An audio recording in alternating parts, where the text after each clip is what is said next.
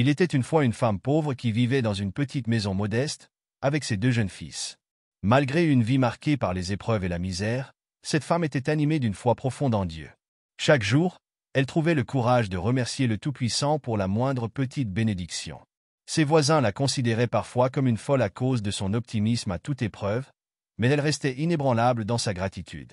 Un jour, la femme fut invitée sur un plateau de télévision pour raconter son histoire. En direct, devant des millions de téléspectateurs, elle déclara avec émotion: « Je veux remercier Dieu pour tout ce qu'il me donne. Ma vie est très difficile, je n'ai presque plus d'argent, je lutte pour nourrir mes enfants, et mon travail est précaire. Mais chaque minute que je vis est une preuve de sa bonté. Il ne m'abandonne jamais. » Dans une luxueuse villa de l'autre côté de la ville, un homme riche, athée convaincu, était en train de regarder l'émission. Les paroles de la femme le firent rire. « Quelle idiotie !» marmonna-t-il. « Comment peut-on croire en un Dieu qui laisse une femme vivre dans une telle pauvreté ?»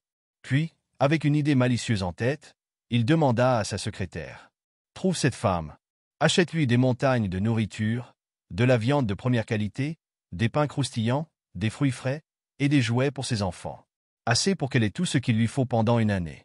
Mais quand elle te demandera qui lui envoie tout ça, dis-lui que cela vient du diable. » La secrétaire, bien que surprise par cette requête, exécuta les instructions de son patron.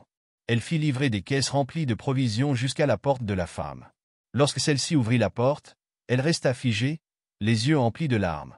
Elle ne pouvait croire ce qu'elle voyait. Elle leva les bras vers le ciel et s'écria: « Merci, mon Dieu.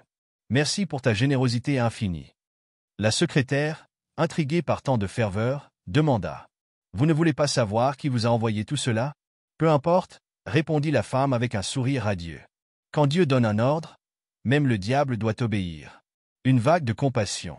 L'histoire fut racontée et partagée des milliers de fois, provoquant une véritable onde de choc.